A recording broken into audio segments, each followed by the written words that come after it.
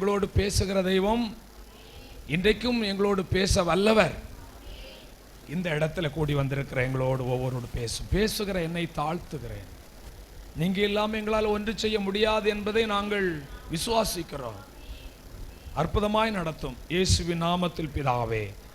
2 தீமோத்தேயு 4ஆம் அதிகாரம் 5வது வசனம். 2 தீமோத்தேயு 4ஆம் அதிகாரம் 5வது வசனம்.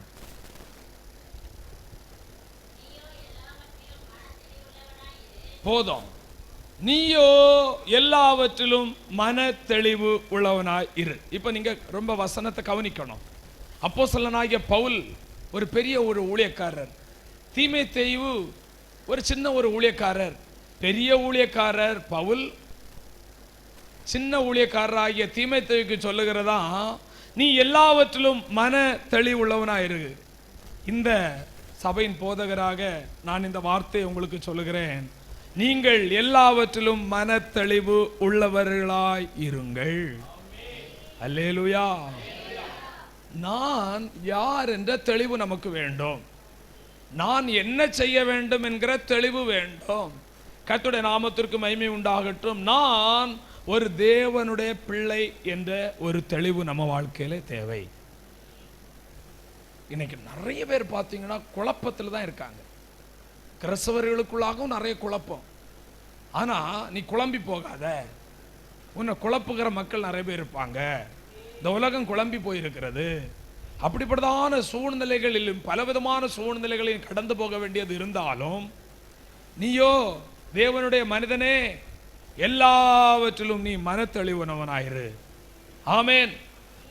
அப்போஸ்தலன் பவுல் பிலிப்பியருக்கு எழுதிய நிருபத்திலே, பிலிப்பியர் 3ஆம் அதிகாரம் 12வது வசனத்திலே இப்படியாக சொல்லுகிறார். பிலிப்பியர் 3ஆம் அதிகாரம் 12வது வசனம்.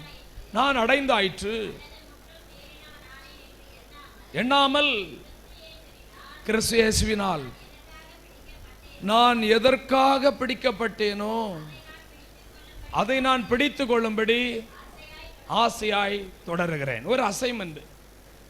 நீங்க பைபிளை எடுத்து டக்குன்னு படிக்கணும்னா உங்களுக்கு வேதத்தில் உள்ள 66 புஸ்தகம் தெரிஞ்சிருக்கணும்.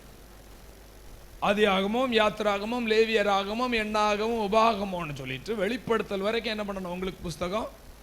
இந்த வாரத்தில் போய் எல்லாரும் என்ன பண்ணுங்க, சிலர் ஆதியாகமத்தில் வசனத்தை சொன்னா எங்க பார்க்குறாங்க, வெளிப்படுத்தல் படிக்கிறாங்க. அப்ப நீங்க இந்த அட்டவணை உங்களுக்கு, இந்த இண்டெக்ஸ் உங்களுக்கு தெரிஞ்சிச்சுன்னா நீங்க எளிதாக நீங்கள் வேத புத்தகத்தை என்ன பண்ண முடியும், புரட்ட முடியும்.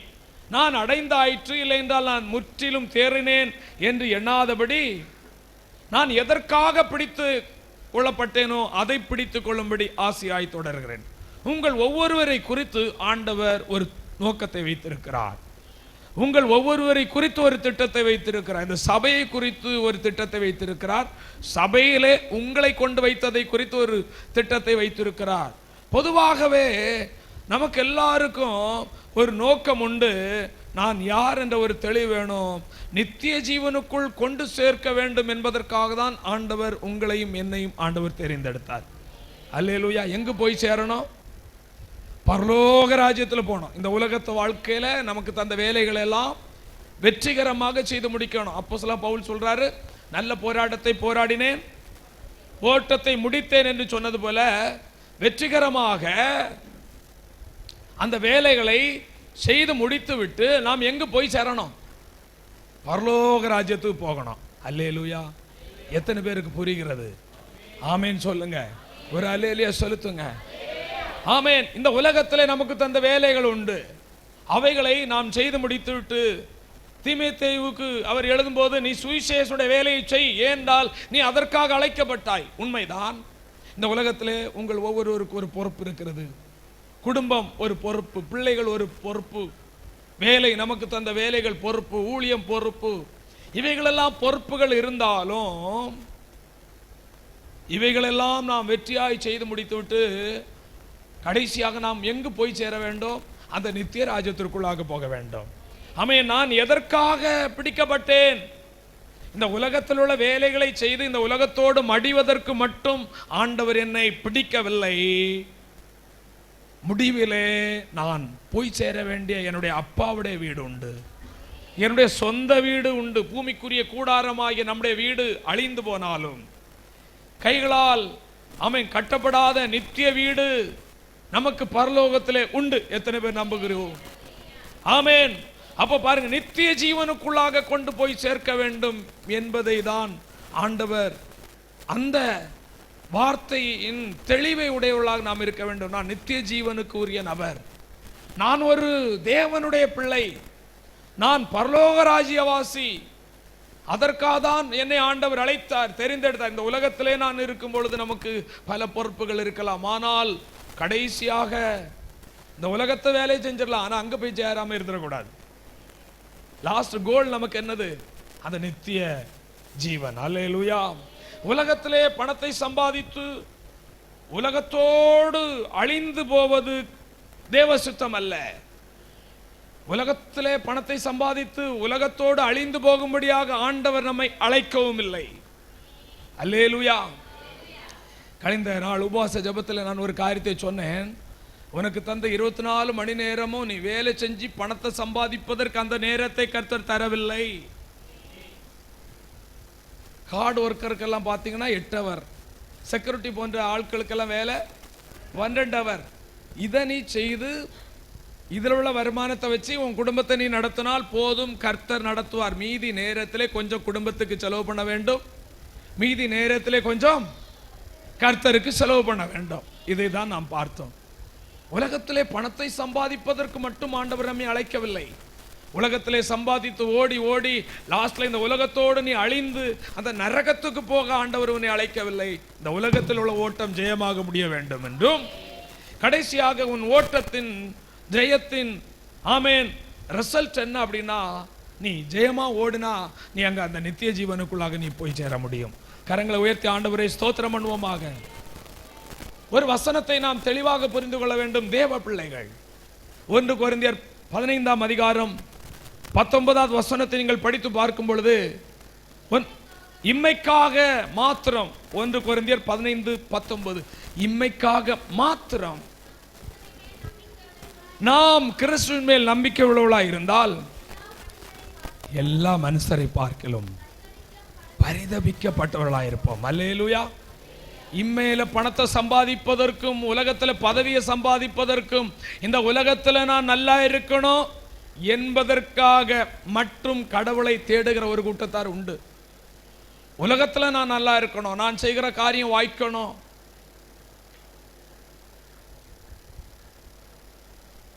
நான் பெரிய பொசிஷனுக்கு வரணும், இதற்காக மட்டும் நீ கர்த்தர் மேல் நம்பிக்கை வைத்தால் நீ எல்லா மனிதனை பார்க்கலும் உன் வாழ்க்கை பரிதபிக்கப்பட்ட ஒரு வாழ்க்கை, உன் முடிவு பரிதாபத்துக்குரியதாய் மாறிவிடும். நீ ஒரு பரிதபிக்கப்பட்ட ஒரு நபராய் மாறிவிடுவாய் என்று வசனம் சொல்லுகிறது. இம்மைக்காக மாத்திரம் அல்ல, மறுமைக்காக கர்த்தரிடத்தில் அதிகமாக நம்பிக்கை வைக்க வேண்டும். இந்த இம்மைக்குரிய உலக வாழ்க்கை குறித்து ரொம்ப கவலைப்படவே கூடாது. அல்லேலூயா. உலக மனுஷனுக்கே ஒரு பழமொழி உண்டு, என்னது? மரத்தை வச்சவே தண்ணி ஊத்துவான். அல்லேலூயா. ஒரு மரம், ஒரு செடி, நீங்க பாருங்க, வனாந்தரத்திலே இருக்கட்டும், ஒரு செடி அது முளைத்து எழும்புகிறது என்று சொன்னால் நீங்கள் காலங்கள் போய் அந்த செடியை பார்த்தால் அது வளரும். ஆண்டவர் வானத்திலிருந்து மழையை கொடுக்கிறார், அது என்ன பண்ணுகிறது? வளருகிறது, ஒன்றும் பட்டு போவது இல்லை. அப்படியானால் உன்னையும் என்னையும் ரட்சித்த ஆண்டவர் நம்மை கைவிட மாட்டார். அல்லேலூயா. அல்லேலூயா. இம்மைக்கு மாத்திரம் நம்பிக்கை வைக்காது. ஆண்டவர் சொல்றார் மத்தேயு 6:33, முதலாவது தேவனுடைய ராஜ்யத்தையும் நீதியையும் தேடுங்கள், தேவனுடைய ராஜ்யத்திற்காக முயற்சி பண்ணுங்கள், தேவனுடைய ராஜ்யத்திற்காக பிரயாசம் எடுங்கள், இந்த உலகத்துக்குரிய காரியத்தை ஆண்டவர் பொறுப்படுத்திக் கொள்வார். அல்லேலூயா. பாருங்க, இந்த இப்பிரபஞ்சத்தின் மேல் அநேகருக்கு ஆண்டவர், அநேகர் பெரும்பாலும் கர்த்தரை தேடுவது எதற்காக? நான் இந்த உலகத்தில் எனக்கு என்ன வேணும்? நல்ல வேலை வேணும், கை நிறைய நல்ல வேலை வேணும் தான், கை நிறைய சம்பாதிக்கணும் தான். நானும் சொன்னேனே, கடன் இல்லாத வாழ்க்கை வாழணும் தான். ஆனா அநேகருடைய விருப்பம் எல்லாம் என்ன? இயேசு ஏன் எதற்கு வேண்டும்? இந்த உலகத்திலே நான் பணம் சம்பாதிக்க. நான் சொல்லுவேன், பணம் சம்பாதிப்பதற்கு உலகத்தில் நிறைய வழி இல்லை, இருக்கு, அதுக்கு இயேசு தேவையில்லைன்னு. உலகத்துல அம்பானியா இருக்கட்டும், அதானியா இருக்கட்டும், இயேசுவை வச்சா பணத்தை சம்பாதிக்கிறாங்க. நல்லா புரிஞ்சுங்க. அவங்களுக்கு பணம் கிடைக்குதா இல்லையா? இயேசு அதுக்கு தேவையா? பணத்தை சம்பாதிக்க இயேசு தேவையா? பரலோகத்தை சம்பாதிக்க தான் இயேசு தேவை. ரட்சிக்கப்பட தான் இயேசு தேவை. மனம் திரும்ப தான் இயேசு தேவை. பாவத்தை மன்னிக்க தான் இயேசு தேவை. பரிசுத்தாவியை பெற்றுக்கொள்ள தான் இயேசு தேவை. அல்லேலூயா. சர்ச்சுக்கு வந்தா ஆமென் அல்லேலூயா அது கிடைக்கும் இது கிடைக்கும்ங்கிறதல்ல, ரட்சிப்பு கிடைக்கும். சர்ச்சுக்கு வந்தா நித்திய ஜீவன் கிடைக்கும். நீ இயேசுவை ஏற்றுக்கொண்டா பரலோகத்துல உனக்கு ஒரு இடம் தருவார். அல்லேலூயா. உலகத்துல ஒரு பட்டா இடம் கூட இல்லாம இருக்கலாம், ஆனால் ஆண்டவர் பரலோக ராஜ்யத்துக்கு என்று ஒரு இடத்தை ஆண்டவர் நமக்கு தர வல்லமை உள்ள தேவனாய் இருக்கிறார். பாருங்க, தேமா என்று சொல்லக்கூடியதான ஒரு நபரை குறித்து பார்க்கும் பொழுது 2 தீமோத்தேயு 4ஆம் அதிகாரம் 10வது வசனத்தை நீங்கள் படியுங்கள். தேமா என்று சொல்லக்கூடியதான மனிதன் 2 தீமோத்தேயு 4:10. ஏனென்றால் இப்பிரபஞ்சத்தின், அதாவது இப்பிரபஞ்சம் இந்த உலகத்தின் மேல் ஆசை வைத்து, உலக பொருள் மேல், உலக பணத்தின் மேல் ஆசை வைத்தான் இந்த ஊழியக்காரன். உலக ஆசை வந்துட்டா யாரை விட்டு பிரிஞ்சுட்டான்? உடன் ஊழியராகி அப்போஸ்தலர் பவுலை விட்டு பிரிஞ்சுட்டான். பிரிஞ்சு போய்விட்டான், பிரிந்து போயிட்டான். ஆண்டவரை விட்டு பிரிந்து போய்விட்டான். சபை ஊழியக்காரருடைய ஐக்கியத்தை விட்டு போய்விட்டான். சபை ஐக்கியத்தை விட்டு போய்விட்டான். அல்லேலூயா ஆமென். உலகத்தின் மேல் நம்பிக்கை வைத்தால் ஆண்டவரை விட்டு பிரிந்து போயிடுவான். அப்ப ஆண்டவர் என்ன சொல்றார்? நீ இந்த உலகத்தின் மேல் நம்பிக்கை வைக்காத, இந்த உலக பணத்தின் மேல் நம்பிக்கை வைக்காத, உலக பணத்தின் மேல், பதவியின் மேல், பட்டத்தின் மேல், உலகத்தில் இருக்கக்கூடியதான் எந்த ஒரு மேன்மையின் மேல உன் நம்பிக்கை வைக்காத. உன் நம்பிக்கை கர்த்தர் மேல வை, உன்னுடைய நம்பிக்கை பரலோகத்தின் மேல வை. ஆமென். அவன் பிரிந்து போய்விட்டான். இன்றைக்கு ஆண்டவரை விட்டு அநேகர் பிரிந்து போக காரணம் என்ன? உலக சிநேகம், உலக ஆசாபாசம், உலக சிற்றின்பம், உலக ஆடம்பரம், உலக பெருமை. அப்ப பாருங்க, நம்முடைய வாழ்க்கையில நான் எதற்காக பிடிக்கப்பட்டேன்? அந்த நித்திய ஜீவனை சுதந்திரிக்க என்பதை நீங்கள் கோடிட்டு வைத்துக் கொள்ள வேண்டும், மறந்து விடவே கூடாது. எந்த பாதையில் நாம் கடந்து போக வேண்டியது இருந்தாலும், நான் யார்? தேவனுடைய பிள்ளை.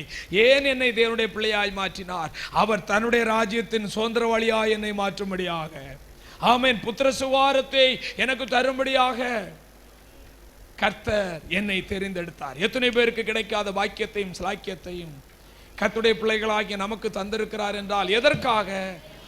நான் மறுபடியும் சொல்றேன், இந்த உலகத்துல மட்டும் நீ நல்லா இருந்து நாசமா போறதற்கு ஆண்டவர் அழைக்கவில்லை. நீடூழி வாழையடி வாழையாக நித்திய நித்திய காலமாய் யுக யுகமாய் ஆண்டவரோடு வாழ வேண்டும் என்பதற்காக தான் நாங்கள் சொல்லுவோம், நீ ரட்சிக்கப்பட வேண்டும், நீ ஞானஸ்நானம் பெற வேண்டும், நீ அபிஷேகம் பெற வேண்டும். எதற்காக? இவைகள் எல்லாம் ஆவிக்குரிய நன்மைகள். இவைகளை பெற்றால்தான் நீ நித்திய ராஜ்யத்துக்கு போக முடியும். உலகத்துல நீ எது வேணாலும் வெற்றி அடைஞ்சிருக்கலாம், அதை வச்சு எங்க போக முடியாது. நான் வெற்றி அடைஞ்சிட்டு சொல்ல முடியாது. உலகத்துல எல்லாம் படிச்சிருக்கலாம், பட்டம் வாங்கி இருக்கலாம், கை நிறைய பணம் சம்பாதிச்சிடலாம். ஏசப்பா நான் வெற்றி அடைந்து விட்டேன், பரலோகத்தை திறங்கன்னா திறக்க மாட்டார். சொல்வார், நீ ரட்சிக்கப்பட்டாயா, பாவத்தை விட்டாயா, நீ மனம் திரும்பினாயா, என்னை நேசிக்கிறாயா, உலகத்தை விட பரலோகத்தின் மேல் பற்றுள்ளவரா இருக்கிறாயா? அல்லேலூயா. அப்படிதான் ஆண்டவர் கேட்பார். உலக பிரகாரமான ஜெயம் வேற, ஆண்டவருடைய ஜெயம் வேற. அல்லேலூயா. சோத்திரம். பணக்காரர்கள் எல்லாரும் ஜெயவாளிகள் அல்ல, படித்தவர்கள் எல்லோரும் ஜெயவாளிகள் அல்ல, உலக ஞானவான்கள் எல்லோரும் ஜெயவாளிகள் அல்ல. எத்தனை பேருக்கு தெரியும் இந்த ரகசியம்? யாருடைய பாவம் மன்னிக்கப்பட்டதோ அவர்கள் தான் பாக்கியவான்கள். அது ஏழையா இருக்கலாம், பணக்காரனா இருக்கலாம், அறிவுள்ளவனா இருக்கலாம், முட்டாளா இருக்கலாம். கர்த்தருடைய நாமத்திற்கு மகிமை உண்டாகட்டும். ஓகே,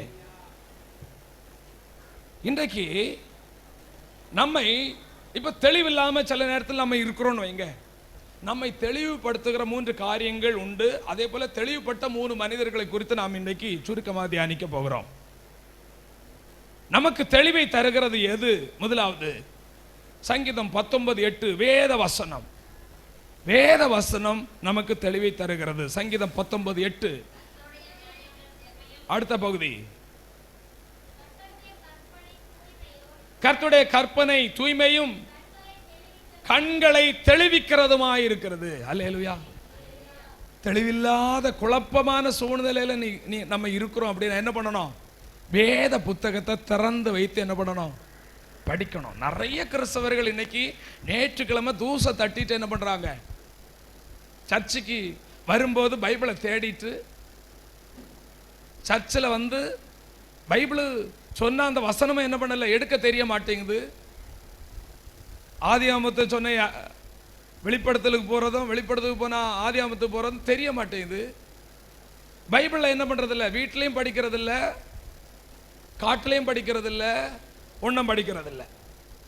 பாருங்க, இங்க ஒரு மனுஷன் எத்தியோப்பிய மந்திரி என்று சொல்லக்கூடிய ஒரு மனுஷன் ஏசாயா தீர்க்கதரிசன புத்தகம் படிச்சுட்டு இருக்கிறான். அவன் படிச்சுட்டு இருக்கும்போது அவனுக்கு தெளிவே இல்லை. ஏதோ ஒரு கதை புத்தகத்தை போல என்ன பண்றான், படிச்சுட்டு இருக்கிறான். பாருங்க, அப்படி படிச்சுட்டு இருக்கும்போது அப்போஸ்தலர் 8ஆம் அதிகாரம் இருக்கும். நீங்க இப்ப எடுத்து படிக்க வேண்டாம், நேரம் இல்லாதனால. அப்போ அப்போஸ்தலர் பவுல் கேட்கிறாரு, எப்பா நீ படிக்கிறது உனக்கு புரியுதா? அப்பொழுது அவர் என்ன சொல்றாருன்னா, இன்னொருத்தர் எனக்கு தெரியப்படுத்தாம இருந்தா எனக்கு அது எப்படி தெரியும்?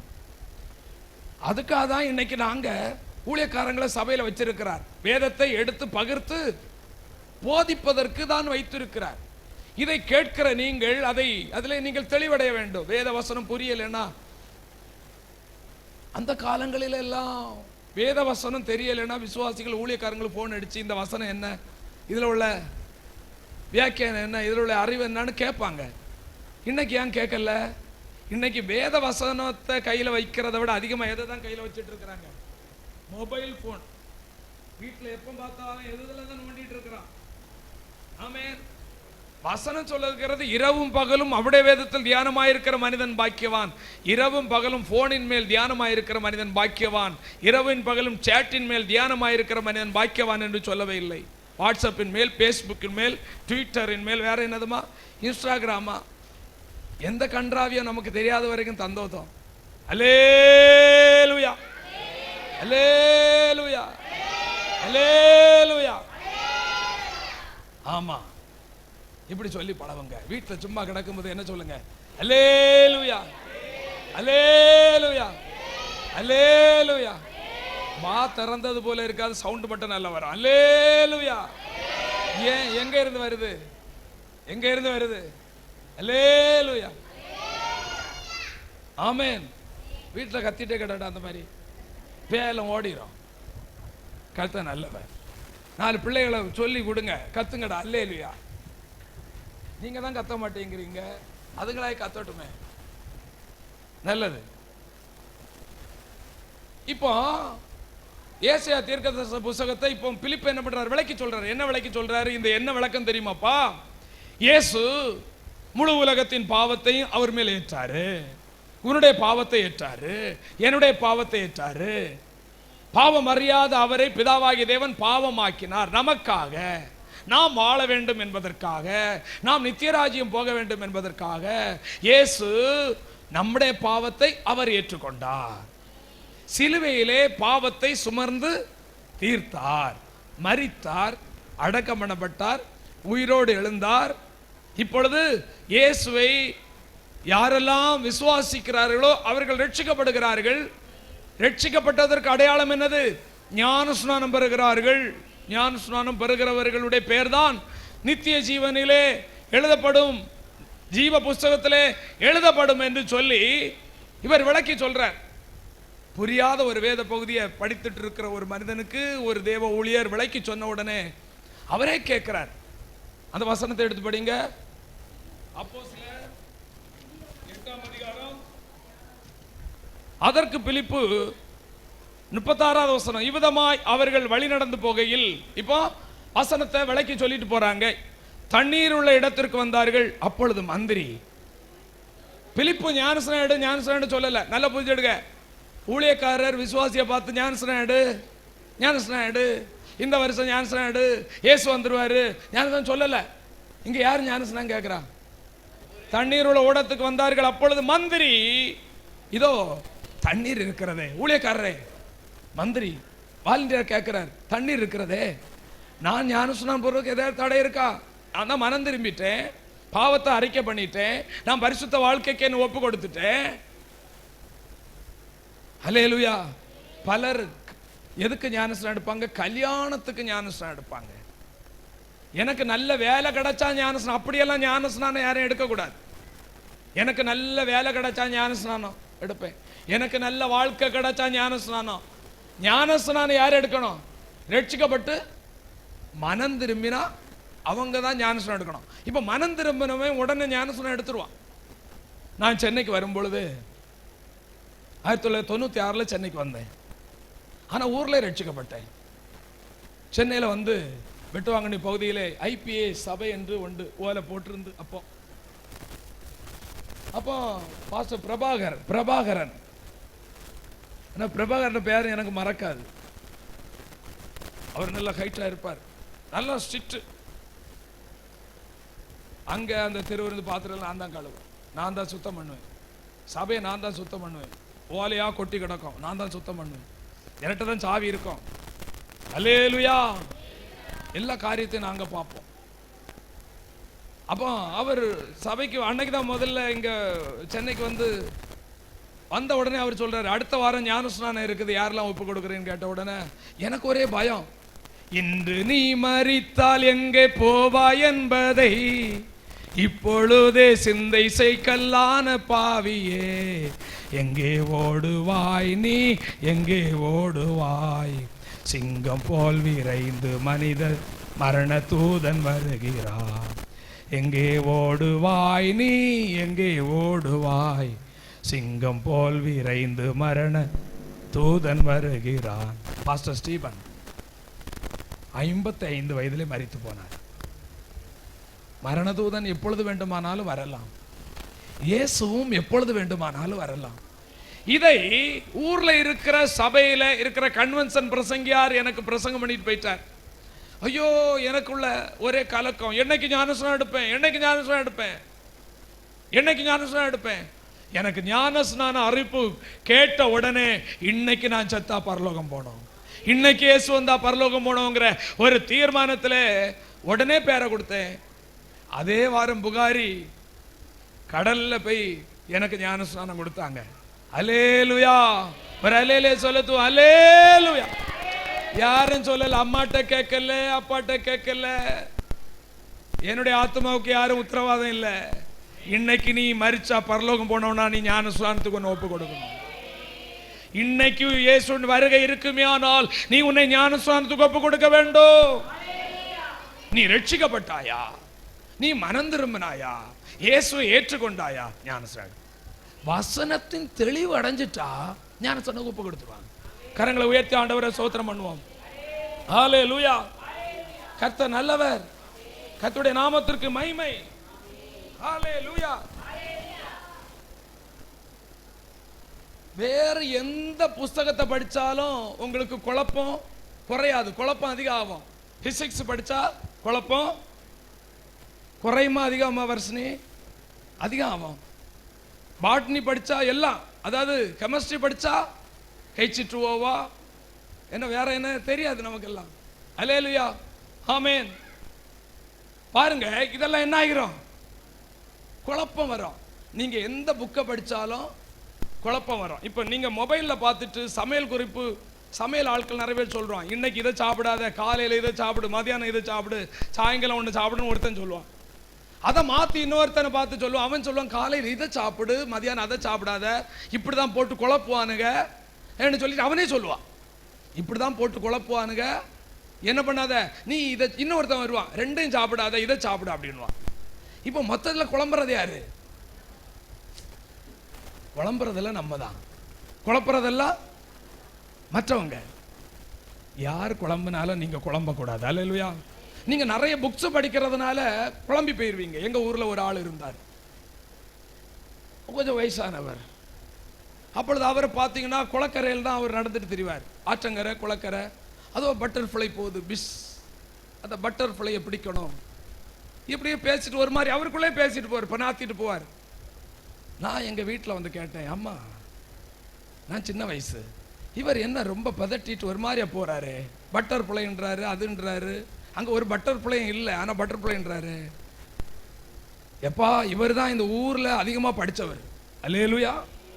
படித்து படித்து என்ன போச்சு, மூளை எவ்வளோதான் தாங்கும், மூளை எவ்வளோதான் தாங்கும் சொல்லுங்க. அதிகமாக படித்து மூளை குழம்புன ஆட்கள்லாம் நிறைய பேர் இருக்கான். அல்லேலூயா. லாஸ்ட்டில் மென்டலாக சுற்றி தெரியுறான். ஆனால் இந்த மென்டல் மாறணும்னு சொல்லிட்டு மனநல வைத்தியரை போய் பார்க்க போனால் அவரே எப்படி தான் வச்சுட்டு இருக்கிறாரு, தாடியெல்லாம் வச்சுட்டு தேவதாசனை போல தான் அவரே இருக்கிறார்.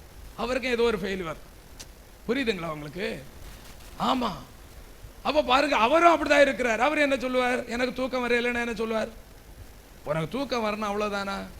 உனக்கு நான் டீப் ஸ்லீப்பிங் டோஸ் என்ன பண்ணுறேன், இதை நான் மெடிக்கல்லே வாங்கிட்டு போயிடலாமே. பாருங்க, உங்க குழப்பத்தை மாத்திர உலகத்தில் ஒரு மருந்தும் இல்லை, வேத புத்தகம் தான். உன் கண்களை தெளிவாக்குற ஒரு மருந்து வேத புத்தகம் தான். வாழ்க்கையில குழம்பி இருக்கிற பைபிளை படி, உனக்கு கண்ணை தெளிவாக்கும். உலகத்தில் ஒருத்தரும் உன்னை தெளிவாக்க முடியாது. எப்பேற்பட்ட பிடிச்சவனை மாற்றுகிற இடம் சபைதான். ஆமென். தெளிவுபடுத்துகிற இடம் சபைதான், இயேசுதான். வேற எங்கேயும் தெளிவில்லை. சபைக்கு வந்தாதான் தெளிவு. அதை நாங்க சொல்லுவோம், சபைக்கு வா, ஜபத்துக்கு வான்னு நாங்க சொல்லுவோம். பிரியமான கர்த்தருடைய பிள்ளைகளே, நீங்க இரவும் பகலும் படிச்சுட்டே இருங்க, பைத்தியம் ஆக மாட்டீங்க. பைபிளை இன்னைக்கு செக் பண்ணி பாருங்க. இரவும் பகலும் படிச்சுட்டே இருங்க, பைத்தியம் ஆக மாட்டீங்க. அதுக்கு பதிலாக என்ன ஆயிருவீங்க? புத்தி தெளிவாகி ஞானி ஆகிருவீங்க. சொல்லுங்க, என்ன ஞானி ஆயிருவீங்க? அனந்த ஞானி. ஆமே, லௌகிய ஞானி அல்ல, தெய்வீக ஞானி. சொல்லுங்க, ரெண்டு ஞானம் இருக்கு. உலகம் தான் பேசணும், அவன்கிட்ட பேச முடியாது. அவன் என்ன ஞானத்தில் பேசுவான்? உலக ஞானத்தில் பேசுவான். நம்ம பேசுறதெல்லாம் உலக ஞானம் நமக்கு தெரியாது. உலக ஞானம் ஆண்டவருக்கு பைத்தியமா இருக்கு. நம்ம எல்லாம் தெய்வீக ஞானத்தில் பேசுற ஆட்கள். கரங்களை உயர்த்தி ஆண்டவரை ஸ்தோத்திரம் பண்ணுவோம். இரண்டாவதாக தெளிவை தருகிறது ஜெபம். தானியேலை பார்க்கும் பொழுது, தானியேல் உபவாசம் பண்ணி 21 நாட்கள் என்ன பண்ணுகிறார்? தானியேல் 9 அதிகாரத்தில் பார்த்தா தெரியும். அவர் எத்தனை நாள் ஜெபம் பண்றார்? 21 நாட்கள். இப்போ கொஞ்சம் கவனமாயிருங்க. தானியேல் 9 அதிகாரம் 21 அதிகாரத்தில் நீங்க முழுசா படிக்க வேண்டாம். இப்போ கொஞ்சம் மனசு எல்லாம் ஒழுங்காக்கிடுங்க. அங்க இங்க இல்லையோ? அமெரிக்கா யாரும் போறீங்களா? இங்க தானே இருக்கீங்க எல்லாரும். இங்க இருக்கிறவங்க மட்டும் கரங்களை உயர்த்துங்க. தூங்குறவங்க எல்லாம் ஒரு அலையிலே செலுத்துங்க. ஆமா, யாருன்னு கண்டுபிடிக்கல, அதனால தோத்துறோம். நான் உங்களுக்கு கண்டுபிடிக்கல சிஸ்டர், யாருன்னு எனக்கு தெரியல. சோத்திரம், வைக்கப்படாதுங்க. தானியேல் 9 அதிகாரம் 21 22 படிங்க. தானியேலுக்கு ஜெபம் பண்ண ஆரம்பிக்கும் போது, ஜெபத்தை ஆரம்பிக்கும் போது ஒரே குழப்பம். என்ன குழப்பம்?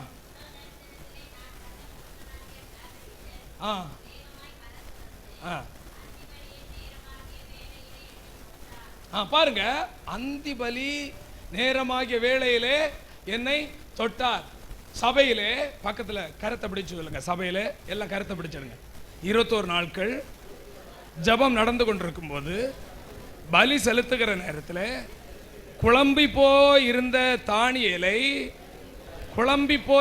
தானியேலை ஜபத்துக்கு வந்தபோது, சபையிலே நடக்கிற 21 நாள் ஜபத்திலே வந்தபோது, 21 நாள் ஜபத்திலே வந்தபோது ஒரு தேவதூதன் வந்து, கபிரியேல் வந்து குழம்பி போன என்ன செய்தோன்னு தெரியாம வாழ்க்கையில ஒரு ஸ்டக்கானி நின்ற அந்த நிலையில தொட்டு, அடுத்த வசனம், என்னை தெளிவுபடுத்தினான். எங்க? ஜெப நேரம். ஜெபிக்கிற நேரத்தில் தூதன் வந்து உன்னை தெளிவுபடுத்துவான். அதுலயும் விசேஷமா எந்த நாள்ல? 21 நாள் ஜெபம். எத்தனை பேருக்கு புரியுது நான் சொல்றது? உன் வாழ்க்கையில குழப்பம் தீர என்ன முயற்சி எடுத்தீங்க? நான் நேற்றைக்கு அந்த ஜபத்தில் போய் இருக்கும்போது என்ன இந்த காரியத்தை நீ சபைக்கு கேட்கணும்னு சொன்னார். உன் வாழ்க்கையில குழப்பம் இருக்குன்னு சொல்றோம். குழப்பம் என் வாழ்க்கையில என்னை விட்டு நீங்க நான் என்ன முயற்சி எடுத்தேன்? யாராலும் சொல்ல முடியுமா? ஒரு முயற்சியும் எடுக்கிறதே இல்லை. என்ன பண்றது இல்லை? குழப்பம்னு சொல்லிட்டே இருப்போமே தவிர குழப்பம் தீர என்ன முயற்சி? அது எடுப்பதே பிரச்சனை தீர என்ன முயற்சி எடுத்தோம்? நான் உலக பிரகாரமான முயற்சியை நான் சொல்லவில்லை. கர்த்தரிடத்திலே போய் என்ன முயற்சி எடுத்தோம்? நம்முடைய போராட்டம் தீர நாம் என்ன முயற்சி எடுத்தோம் இந்த ஜெப நாட்களிலே? யோசித்து பார் கர்த்தருடைய பிள்ளையை, யோசித்து பார். யோசித்து பார்ப்போம். இவன் ஜெபித்த நேரத்தில் குழம்பி போய் வந்து ஜெபிக்கிற நேரத்தில் தேவன் வந்து அவனை தெளிவுபடுத்தினான், அவன் புத்தியை தெளிவுபடுத்தினான். நம் ஆராதிக்கிற தேவன் உங்கள் புத்திகளை தெளிவுபடுத்துகிற தேவன். மக்கா அப்படியே வச்சு ஒரு மாதிரியா வைக்க மாட்டார், களிமண்ணா மூளையை வைக்க மாட்டார், தெளிவாக்கிடுவார். அல்ல யாருன்னு தெளிவாக்கிடுவார், நீ என்ன செய்யணும்னு தெளிவாக்கிடுவார், நீ எந்த ரூட்ல போனோன்னு சொல்லுவார், எவ்வளவு ஸ்பீட்ல பயணிக்கணும்னு சொல்லுவார், யாரை சந்திக்கணும்னு சொல்லுவார், எங்க போக கூடாதுன்னு சொல்லுவார், எங்க போனோம்னு சொல்லுவார். கரங்களை உயர்த்தி ஆண்டவரே ஸ்தோத்திரம். ஜெபம் உன்னை தெளிவாக்கும். 1 தெசலோனிக்கேயர் 5ஆம் அதிகாரம் 6வது வசனம். மற்றவர்கள் தூங்குகிறது போல் நாம் தூங்காமல் விழித்து கொண்டு தெளிந்தவர்களாயிருங்கள். பாருங்க, இன்னொரு இடத்துல சொல்லுங்க, ஜபம் பண்ணி விழித்து கொண்டு தெளிந்தவர்களாய் இருங்கள் என்று சொல்லப்படுறோம். இப்பவும் பக்கத்தில் உள்ளவங்களை பார்த்து 21 நாள் ஜபத்துல யார் வேண்டுமானாலும் தூங்கட்டும், ஆனா நான் தூங்க மாட்டேன். ஏன்? எனக்கு தெளிவு வேணும், என் புத்தி மங்கி போகக்கூடாது, என் அறிவு கூர்மை அடையணும், அதனால நானும் ஜபத்துக்கு வரேன். நான் இன்னும் தெளிவு இல்லாம இருக்கணும்னா நான் ஜபத்துக்கு வர மாட்டேன் சொல்லிருங்க, இன்னும் குழம்பி போயிருவேன். எத்தனை பேருக்கு புரிஞ்சிச்சு? அல்லேலூயா, அல்லேலூயா, அல்லேலூயா. அப்ப ஜபத்துக்கு வந்தா என்ன ஆகுங்க? ஜபத்துக்கு வந்தா என்ன ஆகும்? அல்லேலூயா. அதான் நான் சொன்னேன், என்ன முயற்சி எடுத்தோம்? நம்முடைய வாழ்க்கையோட பிரச்சனை தீர என்ன முயற்சி எடுத்தோம்? உலக பிரகார முயற்சியை நான் சொல்லவில்லை, அது நமக்கு தெரியவில்லை, வேதம் அதை நமக்கு போதிக்கவில்லை. இயேசுதான் பரிகாரம், இயேசுதான் தீர்வு, இயேசுதான் புத்தி. ஆமை குழம்பின ஆட்களை மாத்திரம் அவர்தான். 1 பேதுரு 5:8 சொல்லப்பட்டிருக்கிறது, தெளிந்த புத்தி உள்ளவர்களாயிருங்கள். ஆமே, தெளிந்த ஜபம் பண்ணுவதற்கு தெளிந்த புத்தி உள்ளவர்கள். அப்ப ஜபம் ஒரு மனிதனை தெளிவாக்கும். நாங்க தெளிவா இந்த வசனத்தை எல்லாம் எடுத்து பேசுற காரணம் என்ன? நாங்க படித்ததுனாலயா? நல்லா புரிஞ்சிடுங்க, நாங்க படித்ததுனாலயா?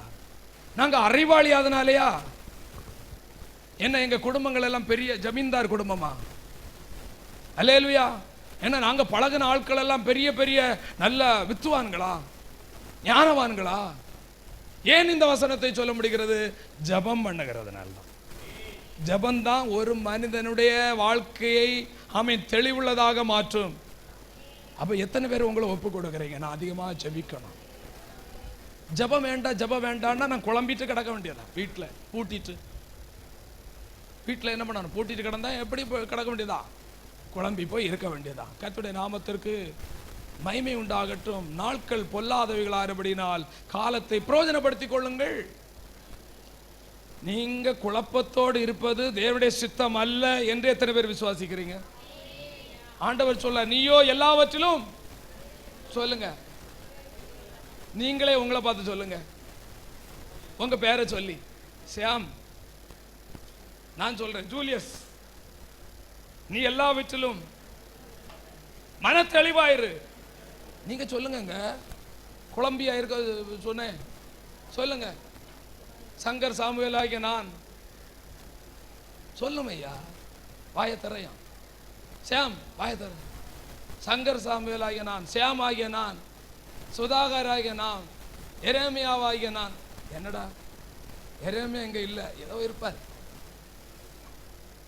நான், நீ எல்லாவற்றிலும் மன தெளிவாயிரு, குழம்பி போகாத.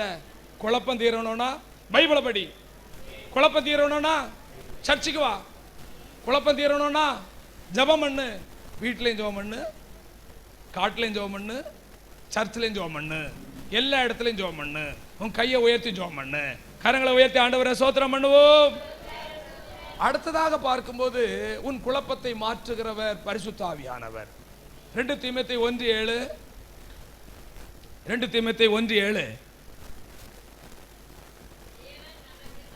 தேவன் நமக்கு பயமுள்ள ஆவியை தராமல் பலமும் அன்பும் தெளிந்த புத்தி உள்ள ஆவியை தந்திருக்கிற. இந்த பரிசுத்த ஆவியை நீ பெறணும். பரிசுத்த ஆவியை நம்ம ஏன் பெறணும்? பிள்ளைங்க கவனிங்க, பரிசுத்த ஆவியை நீங்க எதுக்கு பெறணும்? தெளிந்த புத்திய உங்களுக்கு வரணும்னா யார் உங்களுக்குள்ள வரணும்?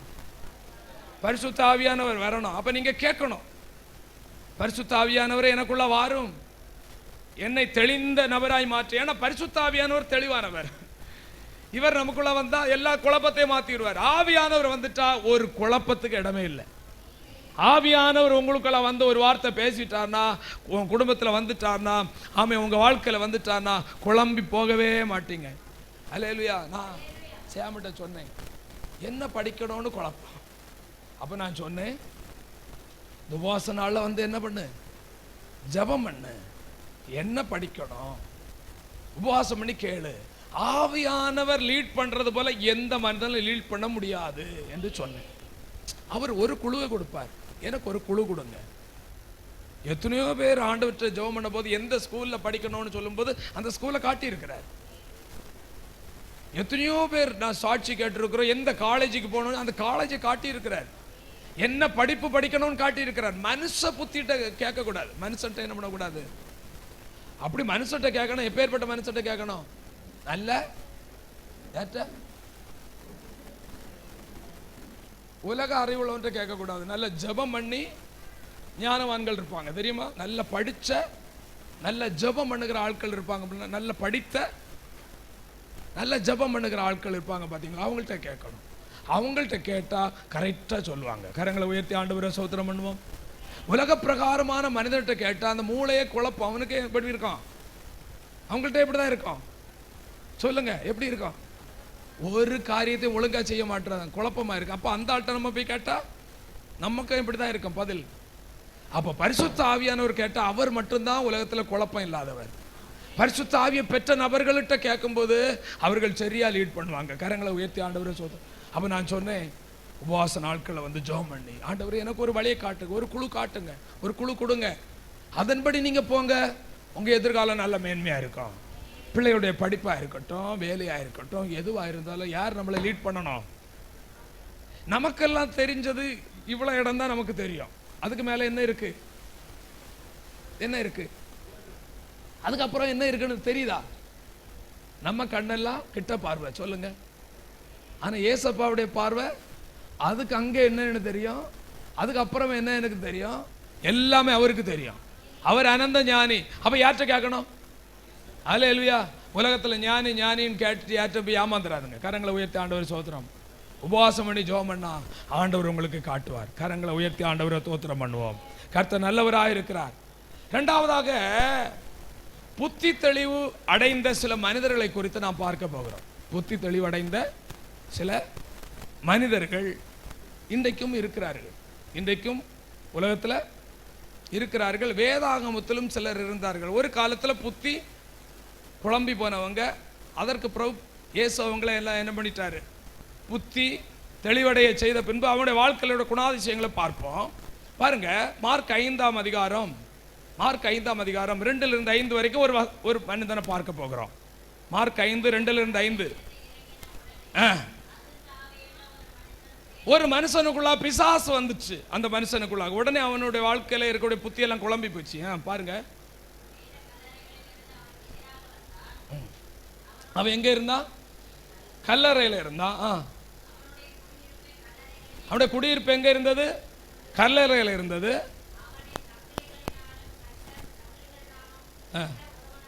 அவனை சங்கிலிகளினாலும் கட்ட ஒருவராலும் கூடாது இருந்தது. அவன் அநேக தரம் விலங்குகளினாலும் சங்கிலியினாலும் கட்டப்பட்டிருந்தும் சங்கிலிகளை முறித்து விலங்குகளை தகர்த்து போடுவான். அவனை அடக்க ஒருவரால முடியாது. அல்லேலூயா. புத்தி தெளிவு இல்லாத குழப்பமான நபரை அடக்க என்ன பண்ண முடியாது?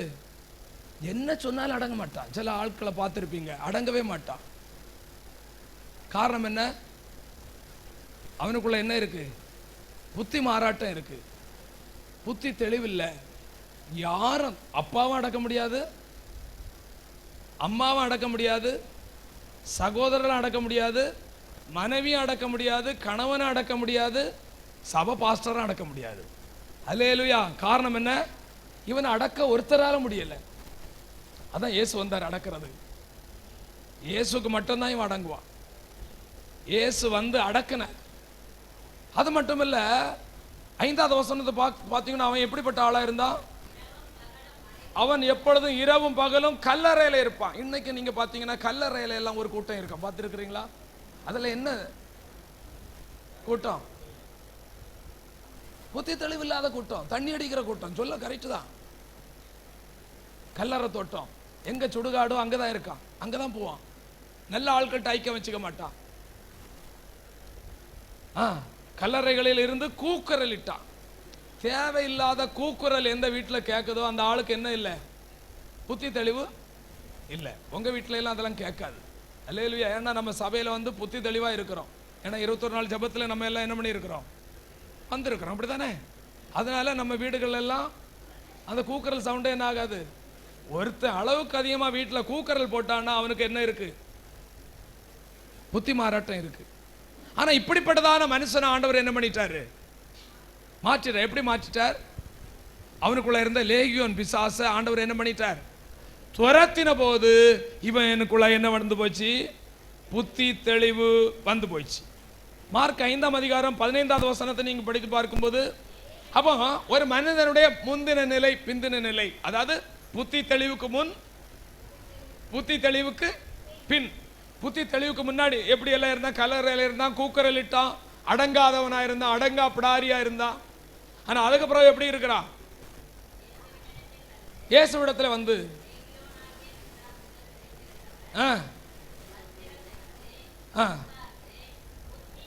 புத்தி தெளிஞ்சவனா இருந்தான். எப்படி இருந்தான்? பிசாசு போன உடனே அவனுக்குள்ள புத்தி தெளிவு வந்துச்சு. புத்தி தெளிந்த உடனே என்ன பண்ணிட்டான்? வஸ்திரம் போட்டிருந்தான். அப்போ அதுக்கு முன்னாடி என்ன இல்லை? சரியான வஸ்திரம் போடல. இன்னைக்கு கூட நீங்க ஷாப்பிங் போனீங்கன்னா பெரிய பெரிய கடைகள் எல்லாம் என்ன இருக்கும் அப்படின்னா நிறைய வஸ்திரங்கள் இருக்கும். அந்த வஸ்திரங்கள் எல்லாம் ஃபேன்கள் எல்லாம் எப்படி இருக்கும்? கீறி கீறி இருக்கும். பார்த்துருக்கிறீங்களா? கட் பண்ணி வச்சிருப்பான். பார்த்தீங்களா? நம்ம எல்லாம் கட் பண்ணதை என்ன பண்ணுவோம்? தூக்கி குப்பை தொட்டியில போடுவோம். இன்னைக்கு கட் பண்ணதான் வாங்கி என்ன பண்றான்? போடுறான். கவனிக்கிறீங்களா? சிலருக்கெல்லாம் சில பேண்டுகள் எல்லாம் தொங்கிட்டே கிடக்கும். பார்த்துருக்கிறீங்களா? என்னென்னமோ நம்ம எக்ஸ்ட்ரா ஃபிட்டிங்காக இருந்தால் என்ன பண்ணிடுவோம்? கட் பண்ணி போட்டுருவோம். இப்படி நீட்டாக இருப்போம். அல்லேலூயா. ஆனால் இன்னைக்கு எக்ஸ்ட்ரா ஃபிட்டிங்கை வாங்கி என்ன பண்ணுறாங்க? போடுறாங்க. காரணம் என்ன? காரணம் என்ன? புத்தி மாறாட்டம். சினிமாவில் அந்த நடிகை அவன் அப்படிதான் ட்ரெஸ் போட்டிருந்தான். நானும் அதனால என்ன பண்றான்? நம்ம எல்லாம் சலூனுக்கு போனா அழகா டீசெண்டா 4 பேருக்கு முன்னாடி நிக்கணும்டா, அழகா கட் பண்ணுடான்னா அவனுக்கு தெரியும். டீசெண்டான கட்டிங் அவனுக்கு தெரியும். ஆனா சில பிள்ளைங்க அங்க என்ன பண்ணிச்சு? இங்க 2-3 கோடு போடுடா. ஏன்டா இங்க கோடு? பைத்தியம். புத்தி தெளிவு இல்லை. புத்தியில கொஞ்சம் மாறாட்டம். அல்லேலூயா.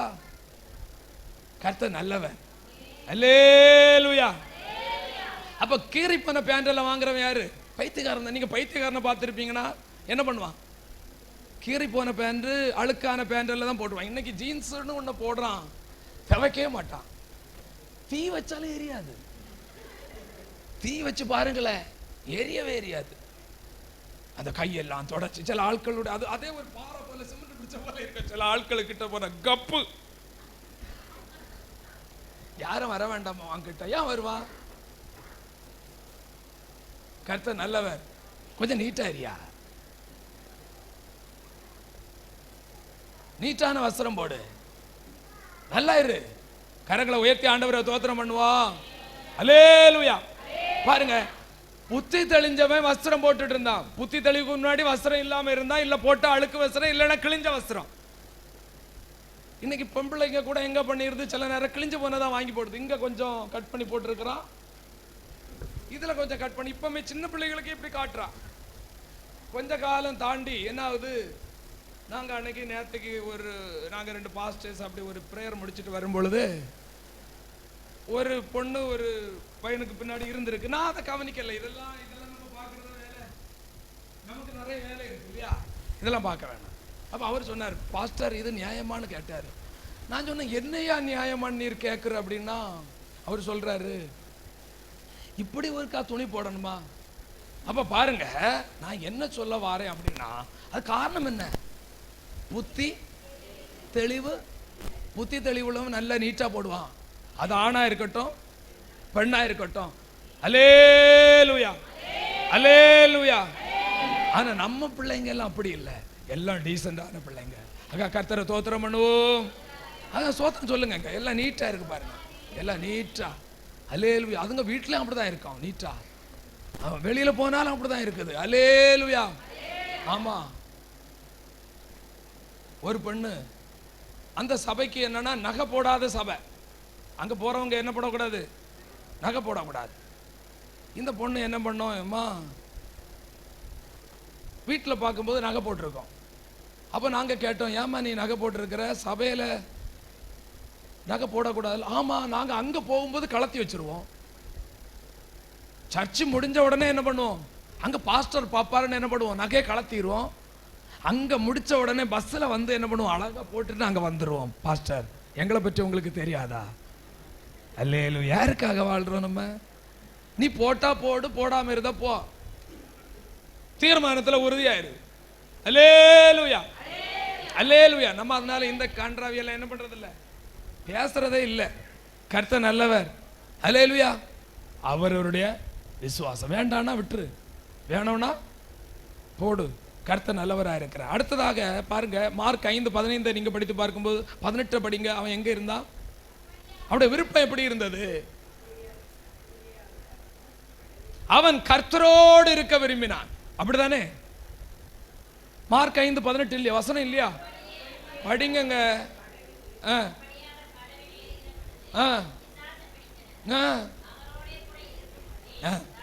டென்சி எல்லாம் எடுத்து படிக்கணும். நீ நல்ல பைபிள் படிப்ப இல்லை. அப்போ அவனுடைய விருப்பம் எல்லாம் எங்க இருந்தது? புத்தி தெளிஞ்ச பிறகு கர்த்தரோடு இருக்க. புத்தி தெளிந்தவன் ஆண்டோடைய பாதத்துல தான் இருப்பான்.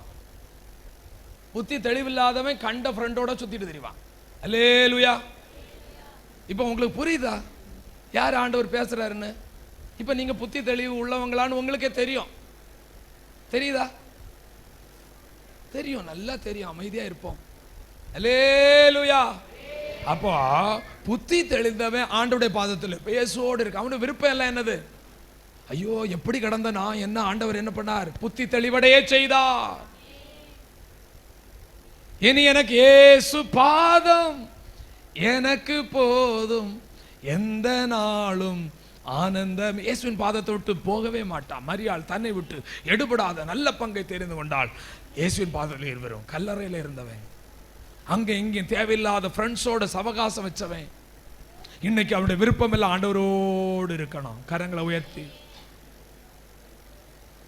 உங்க விருப்பம் எப்படி இருக்கு? தேவ சமூகத்தில் வரணுங்கிற விருப்பம் இருக்கா? தேவ சமூகத்தில் உட்காரணுங்கிற விருப்பம் இருக்கா? தேவனோடு உறவாடணுங்கிற விருப்பம் இருக்கா? தேவனோடு பழகணுங்கிற விருப்பம் இருக்கா? தேவனோடு நடக்கணுங்கிற விருப்பம் இருக்கா? அல்லேலூயா, அல்லேலூயா. இயேசுட்ட வா, உன்னை குழப்பத்தை எல்லாம் மாற்றி உன்னை தெளிந்த புத்தி உள்ள நபரா மாற்றுவார். மோத்த பார்த்தா தெளிவா இருக்கணும். யாரால ஒரு பதில் கேட்டா என்ன பண்ணணும்? தெளிவா அடிக்கணும். அல்லேலூயா. நான் வந்தேன் போனேன் இப்படி எல்லாம் சொல்லக்கூடாது. நீ தெளிவா இருந்தா உன் பதிலும் இப்படிதான் இருக்கும். புரியுதுங்களா உங்களுக்கு? நான் தெளிவா இருந்தா என் பதிலும் இப்படிதான் இருக்கும், தெளிவா இருக்கும். நீங்க தெளிவா இருந்தா உங்க பதில் மற்றவங்களுக்கு உங்க மறு உத்தரவு எப்படி இருக்கும்? தெளிவா இருக்கும். கர்த்தர் நல்லவராக இருக்கிறார்.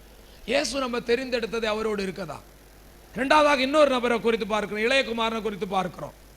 அவருடைய வாழ்க்கை புத்தி தெளிவு அடைவதற்கு முன்பதாக எப்படி இருந்தது என்று பார்க்கும்போது லூக்கா 15:16,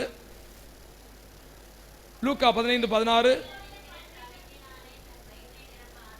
யாரோட இருந்தான்? பன்றிகளோட இருந்தான். யாரோட இருந்தான்? பன்றிகளோட இருந்தான். ஒரு பன்றிய ஒரு நபர் நல்ல குளிக்க ஊத்தினார். குளிக்க ஊற்றி வீட்டில் இருந்த ஒரு பனியன் எல்லாம் நல்ல டிஷர்ட் எல்லாம் எடுத்து அந்த பன்றிக்கு போட்டு ஒரு கயரம் கட்டி நீலாங்கரைக்கு நேராக கொண்டு போயிட்டே இருந்தார். நல்ல டையெல்லாம் கட்டி, பன்றிக்கு டையெல்லாம் கட்டி அழகா. ஏன்னா இந்த பன்றி என்ன பண்ணக்கூடாது, இப்படி இருக்கக்கூடாது. பன்றியை மாற்ற இவர் ஆசைப்பட்டார். பன்றியை மாற்ற இந்த மனிதன் ஆசைப்பட்டார். கூட்டிட்டு போனார் கயிறு கட்டி. கொஞ்ச தூரம் போன உடனே நல்ல ரோட்ல அழகா நடந்து போச்சு. நீலாங்கரையில் போன உடனே ஒரு சாக்கடையை கண்டுச்சு. இந்த பன்றி சாக்கடையை கண்ட உடனே அதால இருக்க முடியல. அது அந்த கூட்டு போனானே அவனையும் பிடிச்சு இழுத்து அந்த சாக்கடையில் போய் விழுந்துட்டு. பன்றிக்க குணம் அப்படிதான். நாய்க்க குணம் என்ன?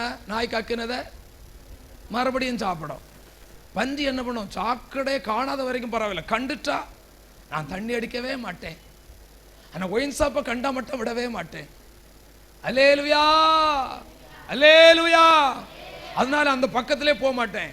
உண்மையான ரட்சிக்கப்பட்டவன் ஒயின் ஷாப்பு கிட்ட போனாலும் தண்ணி அடிக்க மாட்டான், ஒயின் ஷாப்புக்குள்ள போனாலும் தண்ணி அடிக்க மாட்டான். அதான் உண்மையான ரட்சிப்பு. சுய கட்டுப்பாடு ஒரு மனிதனை மாற்றாது, ஆண்டவர் தான் உன்னை மாற்ற முடியும். அல்லேலூயா. இப்ப பாருங்க, லாஸ்ட்ல கூட்டி சரி பண்ணணும்னு நினைச்சவனே என்ன பண்ணிட்டான்?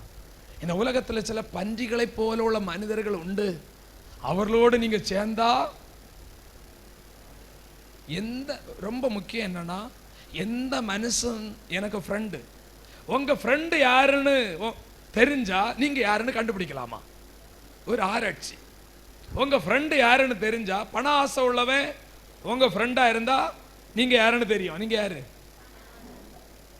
பக்தி உள்ளவன் உன் ஃப்ரெண்டா இருந்தா நீ யாரு?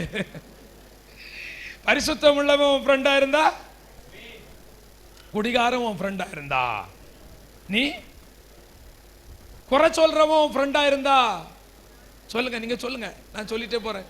நீ குறை சொல்றவன் கீழ்ப்படியாதவன் ஃப்ரெண்டா இருந்தா நீ ஏன் கீழ்ப்படியாதவன்? நீங்க யார்? Who are you? நீங்க யார்? நீங்க யாருடைய ஃப்ரெண்டு? அல்லேலூயா. பிரியமான கர்த்தருடைய பிள்ளைகளே, பன்றிகளோடு ஃப்ரெண்ட் ஆகிறது உங்களையும் இழுத்துட்டு போயிடும். ஏன்னா பண்டிகை புத்தி மாறாது.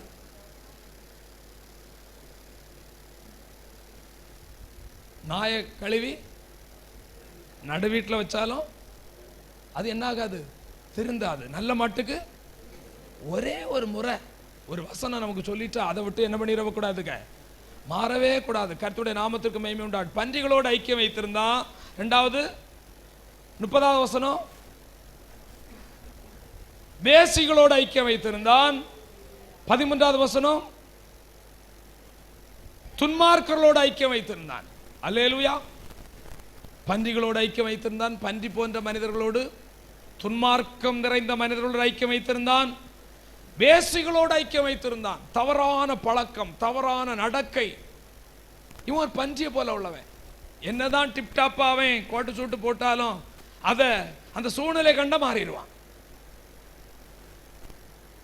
அல்லேலூயா. அதெல்லாம் யாரு? எப்போ? புத்தி தெளிவு வர்றதுக்கு முன்னாடி. இப்போ அது மட்டும் இல்ல, அவன் ஆஸ்திகளை எல்லாம் என்ன பண்ணிடுறான்? அழிச்சிட்டான். பணத்தை தண்ணியை போல செலவு பண்ணிட்டான்.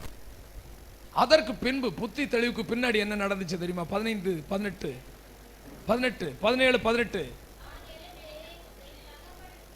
அவனுக்கு புத்தி தெளிவு வந்த போது அவன் நல்லா புரிஞ்சுக்கணும். புத்தி தெளிவு வந்த மனிதன் எங்க இருப்பான் என்றுதான் நான் உங்களுக்கு சொல்லி தர விரும்புகிறேன். புத்தி தெளிவு வந்த போது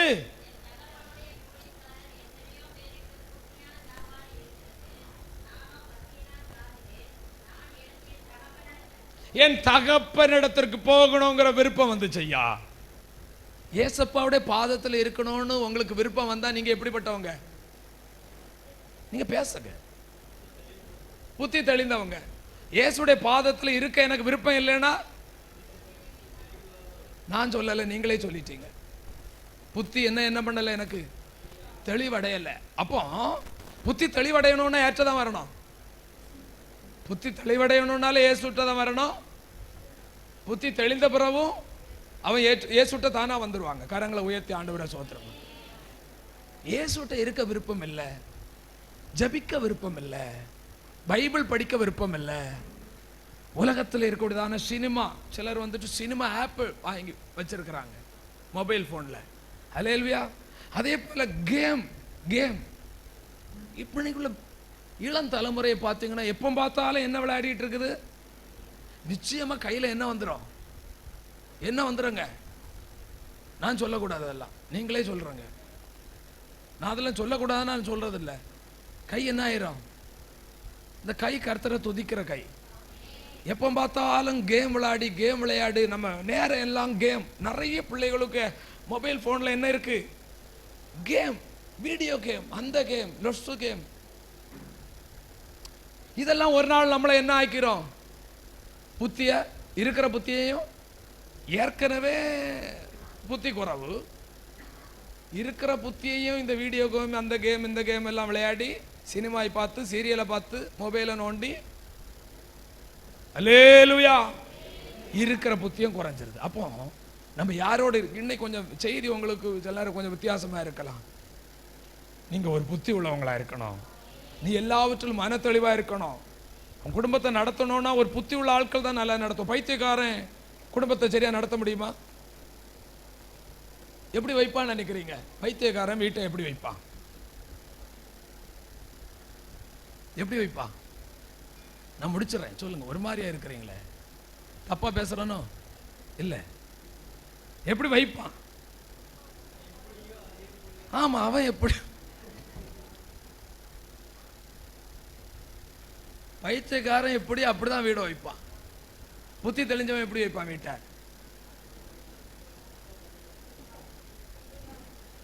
அல்லேலூயா, தெளிவா.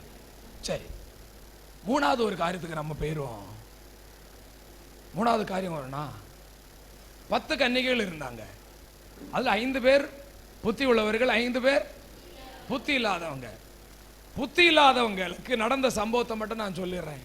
ஏன் இந்த புத்தி தெளிவு நமக்கு வேணும் அப்படிங்கிறத குறித்து நீங்க பார்த்தீங்க அப்படின்னா, மத்தேயு 25ஆம் அதிகாரம். இப்போ புத்தி இல்லாதவர்களுடைய நிலை என்ன, புத்தி உள்ளவருடைய நிலை என்னங்கிறத பார்க்க போறோம். 2 வசனம் மட்டும் படிச்சு முடிப்போம். மத்தேயு 25 11 12 வசனம். மத்தேயு 25 11 12. புத்தி உள்ள சரி எங்க இருக்கிறான்னு உடனே அங்க போயிடணும்.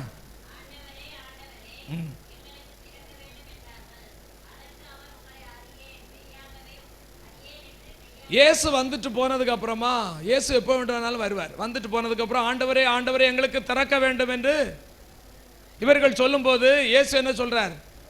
உங்களை அறியேன், உங்களை அறியேன் என்று சொல்லி 12வது வசனம் தானே பாருங்க. இயேசு வந்துட்டு போயிட்டார். இயேசு வந்துட்டு போன பிறகு கதவு தட்டுறாங்க. எங்களுக்கு என்ன பண்ணுங்க, நாங்களும் வரணும் பரலோகத்துக்கு, ராஜ்யத்துக்கு தகுதியான நபர் அல்ல என்று சொல்லி கைவிடப்பட்டுட்டார். ஆனா புத்தி உள்ள இந்த 5 கன்னிகளுக்கு நடந்த சம்பவத்தை பாருங்க. 10வது வசனம்.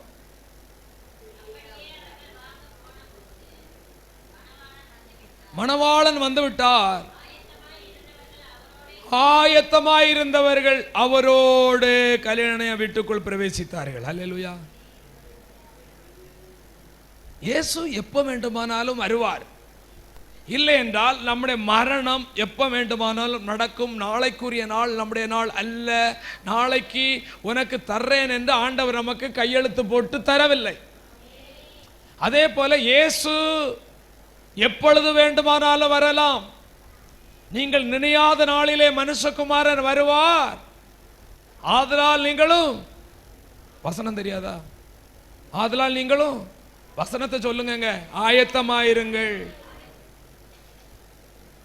நல்ல பைபிள் படிக்கணும், வசனம் தெரியணும். அல்லேலூயா. பக்கத்து வீட்டில் போயிருந்து கதை அடிச்சிட்டு நம்ம நேரத்தை எல்லாம் மீன் அடிச்சிட்டு இருக்கக்கூடாது. அப்ப ஆயத்தமானவங்க தான் போனாங்க. ஆயத்தம் இல்லாதவங்க, ஆண்டவர் சொன்னார் 2 பேர் வயலில் இருப்பார்கள், ஒருவன் எடுத்துக்கொள்ளப்படுவான், ஒருவன் கைவிடப்படுவான். நீங்க எந்த கூட்டத்தில் இன்னைக்கு இருக்கிறீங்க? கொஞ்சம் பிராக்டிகலை யோசித்து பாருங்க. இயேசு இன்னைக்கு வந்தால், என் மனசாட்சி உங்களை தீர்த்தா போதும். இயேசு இன்னைக்கு வந்தால் நான் பரலோகத்துக்கு போக முடியுமா? இல்லை, என்னை உன்னை அறியேன் என்று சொல்லுவாரா? யோசித்து பாருங்க. எப்பவும் ஆசீர்வாதம் ஆசீர்வாதம் ஆசீர்வாதம் பேசி என்ன தடஞ்சோம் நம்ம? இயேசு இன்னைக்கு வந்தால் நான் போக முடியுமா? இந்த தெளிவு ஒவ்வொரு நாளும் வேணும். இந்த தெளிவு ஒரு மனுஷனுக்கு ஒவ்வொரு நாளும் வேணும். இதுக்கு என்ன பண்ணணும்? ரட்சிப்பு, ஞானஸ்நானம், அபிஷேகம், ஜபம், வேத தியானம், இதெல்லாம் நம்ம வாழ்க்கையில் இருந்து கொண்டே இருக்கணும். கரங்களை உயர்த்தி ஆண்டவரை ஸ்தோத்திரம் பண்ணுவோமாக. இயேசு வரும்போது பாருங்க, நம்ம மரிக்கும் போது 2 பேரும் வந்து நிற்பாங்க. யாரெல்லாம் வந்து நிற்பாங்க? இயேசுவும் வருவார், பிசாசும் வருவார். ஆயத்தமாயிருக்கிறவர்களை இயேசு அழைத்து கொண்டு போவார், ஆயத்தம் இல்லாதவர்களை பிசாசு அழைத்து கொண்டு போவான். ஆயத்தமானவர்களுக்கு நல்ல பரலோக சந்தோஷமான வாழ்க்கை, வசனத்தை மறுதலிக்கிறவர்களுக்கு, சுவிசேஷத்தை ஏற்றுக்கொள்ளாதவர்களுக்கு பேய்களோடு வாழ்க்கை. சொல்லுங்க, பிசாசுகளோடு வாழ்க்கை. இந்த உலகத்துல ஒரே ஒரு பிசாசு வந்து யாரையாலும் பயமுறுத்துனா அந்த வீட்டை விட்டே நாங்கள் ஓடிடுறோம்லாம் சொல்றாங்க இல்லையா? வீட்டை விட்டு என்ன பண்ணிடுறாங்க, ஒரு ஸ்கிரீன்ல எள்ளு போல அசைஞ்சா நைட்டு தூங்குற நேரத்தில் அங்கே யாரும் இருக்கிறா அப்படின்னு சொல்றாங்க. அல்ல ஒரு பள்ளி கிளை விழுந்துட்டு ஐயோ ஐயோ ஒரு கரப்பாம்பூச்சிக்கெல்லாம் பயப்படுற ஆட்கள். இன்னைக்கு இயேசு வாழ கைவிடப்பட்டா ஒரு பிசாசுக்கே நிறைய பேர் சொல்றாங்க, இந்த பிசாசு போராட்டம் என் வீட்டில் என்ன இருக்கு, பயங்கர பிசாசு போராட்டம், அதனால என்ன பண்ண போறோம், இந்த வீடை வித்துட்டு வேற வீட்டுக்கு போக போறோம்னு சொல்லி ஒரு பிசாசுக்கே நீ வீட்டை வித்துட்டு ஓடுறிய. ஒரு பிசாசின் கூட்டமே பாதாளத்தில் இருக்குது, அவங்களையெல்லாம் நீ எப்படி சந்திப்ப? யோசித்து பார்த்தோமா? ஒரு கூட்ட பிசாசு பயமுறுத்திட்டே இருக்குமே, அது மட்டும் இல்ல அக்கினி எரிஞ்சிட்டு இருக்குமே, புழுக்கள் நெளிஞ்சு கொண்டிருக்குமே, காதுல மூக்குல மொழியில எல்லாம் நெளிஞ்சிட்டு இருக்குமே, எப்படி சகிப்ப? சபையே ஜாக்கிரதையா இரு, கவனமா இரு. இயேசு கிருபையின் காலம், கிருபையின் காலத்துல ஊழியக்காரங்க சபைகளை பேசுறாங்க. ஆவியானவர் சபைக்குள்ளதை காதுள்ளவன் கேட்க கடவன். அல்லேலூயா. ஏன் பேசுகிறோம்? நீ கைவிடப்பட்டு போக கூடாது. இந்த சபையில வந்து வசனத்தை கேட்டு நீ விழுந்துடக்கூடாது, நீ விழுந்து போன தூதனா மாறிடக்கூடாது, நீ நரகத்துக்கு போயிடக்கூடாது, நீ ஒரு நித்தியவாசியா போன. எதற்காக உன்னை ஆண்டவர் கொண்டு வந்தார்? நான் தான் சொன்னேன், உலகத்திலே பணத்தை சம்பாதித்து உலகத்திலே அழிந்து போக மட்டும் ஆண்டவர் நம்மை அழைக்கவில்லை. உலகத்திலே எல்லாம் நமக்கு தருவார், ஆனால் நீ தேட வேண்டிய ஒரு ராஜ்யம் உண்டு, நித்திய ராஜ்யம். எப்பொழுதும் பரலோக தரிசனம் இருக்கணும். நீ எந்த உயர் நிலைக்கு கூட வரலாம், எவ்வளவு வேண்டுமானாலும் படிக்கலாம், எந்த பணக்காரனா இருக்கலாம், ஆனா நம்ம தரிசனம், பரலோக தரிசனம் நம்மளை விட்டு போயிடக்கூடாது. இன்று நீ மரித்தால் எங்கே போவாய் என்பதை இப்பொழுதே சிந்தை செய் கல்லான பாவியே. எங்கே ஓடுவாய் நீ, எங்கே ஓடுவாய்? சிங்கம் போல் விரைந்து மரண தூதன் வருகிறான். எல்லாரும் ஜெப நிலையில எழுந்து நின்று